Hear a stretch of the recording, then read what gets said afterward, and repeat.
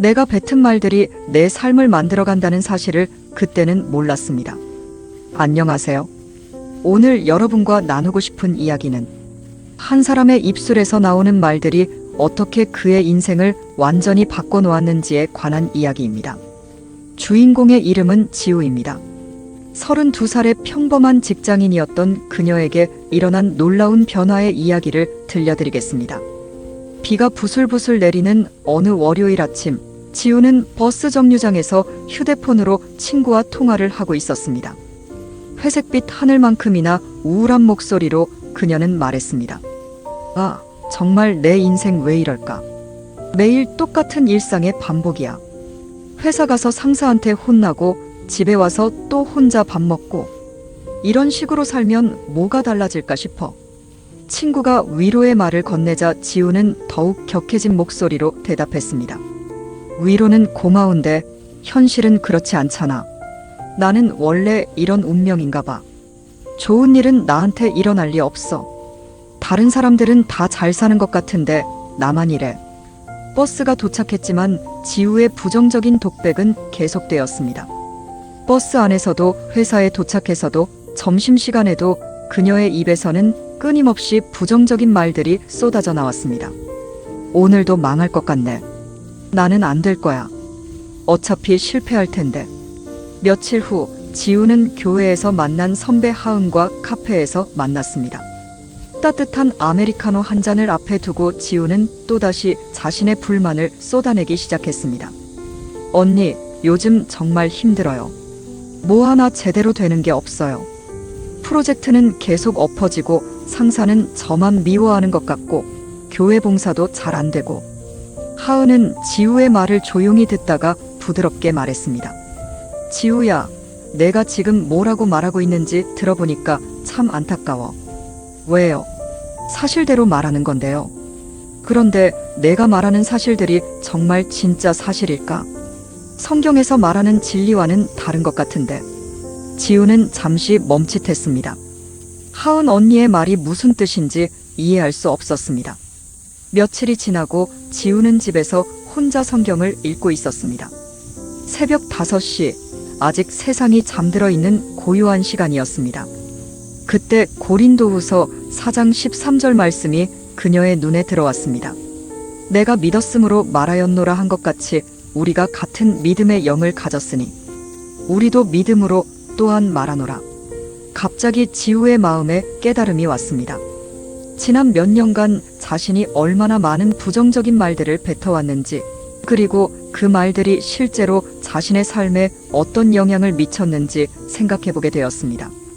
다음 날 지우는 다시 하은을 만났습니다. 이번에는 교회 근처 작은 공원에서였습니다. 벤치에 앉아 따스한 오후 햇살을 받으며 지우는 조심스럽게 물었습니다. 언니, 저번에 제가 말하는 게 진짜 사실이 아니라고 하셨잖아요. 그게 무슨 뜻이에요? 하은은 미소를 지으며 대답했습니다. 지우야, 물론 내가 겪고 있는 상황들은 실제로 일어나고 있는 일들이야. 하지만 그것보다 더 높은 차원의 진리가 있어. 하나님께서 내게 주신 약속의 말씀들 말이야. 그런 게 있어요? 물론이지. 예를 들어 내가 늘 나는 안 될 거야 라고 말하잖아. 그런데 성경은 뭐라고 하지? 예레미야 29장 11절에서 하나님은 내가 너희를 향한 나의 생각을 아나니 평안이요 재앙이 아니니라 너희에게 미래와 희망을 주는 것이니라고 하셨어. 지우는 깊은 생각에 잠겼습니다. 그동안 자신이 얼마나 하나님의 약속과 반대되는 말들을 해왔는지 깨닫기 시작했습니다. 몇 주가 지나면서 지우는 서서히 변하기 시작했습니다. 하지만 그 과정이 쉽지만은 않았습니다.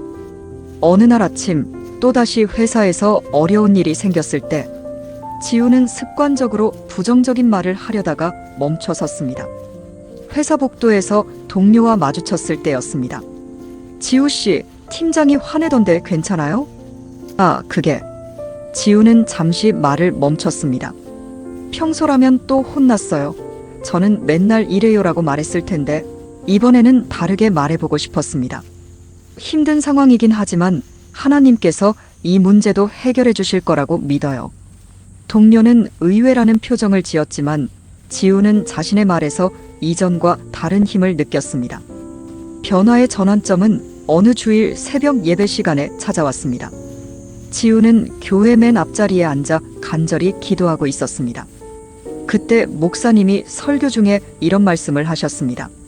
성도 여러분, 우리의 말에는 생명과 사망의 능력이 있습니다.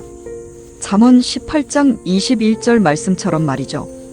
우리가 무엇을 믿고 고백하느냐에 따라 우리의 삶이 달라집니다. 그 순간 지우의 눈에서 눈물이 흘러내렸습니다. 지난 몇 년간 자신이 얼마나 사망을 선포하며 살아왔는지, 그리고 하나님의 생명의 말씀을 얼마나 무시하며 살았는지 깨달았습니다. 예배가 끝난 후 지우는 하은을 찾아갔습니다. 두 사람은 교회 작은 기도실에서 함께 앉았습니다. 언니, 저 이제 알겠어요. 제가 지금까지 얼마나 잘못 살아왔는지. 지우야, 깨달았다면 이제 바꾸면 돼. 늦지 않았어. 어떻게 해야 할까요? 하은은 성경을 펼치며 말했습니다. 먼저 회개하고 그 다음에는 하나님의 약속을 붙잡고 믿음으로 고백하는 거야. 상황이 어떻든 상관없이 말씀을 먼저 선포하는 거지. 그날부터 지우의 삶에 실질적인 변화가 시작되었습니다. 아침에 일어나면 가장 먼저 하는 일이 하나님의 약속을 고백하는 것이었습니다. 하나님, 오늘도 주님의 은혜가 제게 충분합니다. 제가 하는 모든 일이 형통하게 하실 줄 믿습니다. 회사에 가서도 어려운 상황이 생기면 먼저 사실을 인정한 후 하나님의 진리를 선포했습니다. 지금 이 프로젝트가 어렵긴 하지만 하나님께서 저에게 지혜를 주셔서 잘 해결할 수 있을 거예요. 처음에는 어색했지만 점점 자연스러워졌습니다. 그리고 놀라운 일들이 일어나기 시작했습니다. 몇 달 후 지우는 승진 제안을 받았습니다. 그동안 어려워했던 프로젝트들이 순조롭게 진행되기 시작했고 상사와의 관계도 좋아졌습니다. 무엇보다 지우 자신의 마음에 평안과 기쁨이 찾아왔습니다. 어느 날 저녁 지우는 하은과 함께 한강을 걸으며 대화했습니다. 석양이 강물에 반짝이는 아름다운 순간이었습니다. 언니, 정말 신기해요. 말을 바꿨을 뿐인데 제 인생이 이렇게 달라질 줄 몰랐어요. 지우야, 이게 바로 말씀의 능력이야.